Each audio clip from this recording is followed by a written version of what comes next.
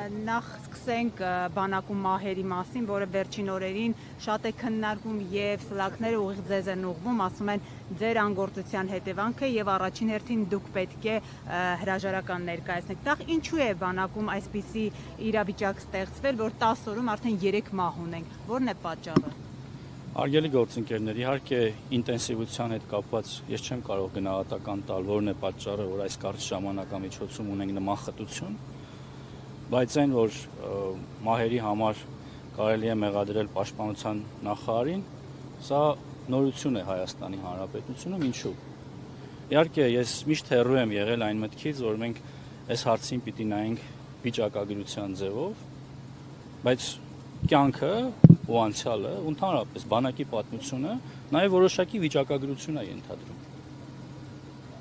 Հայաստանի Հանրապետության պատմության ողջ ընթացքում, բանակի ողջ պատմության ընթացքում դեպքեր ինքնասպանության, սպանության, ոչ կանոնադրային հարաբերությունների եղել են մշտապես։ Դրանք բարձրացել են, իջել են, օրինակ 25 թվականին մեր աշխատանքի արդյունքում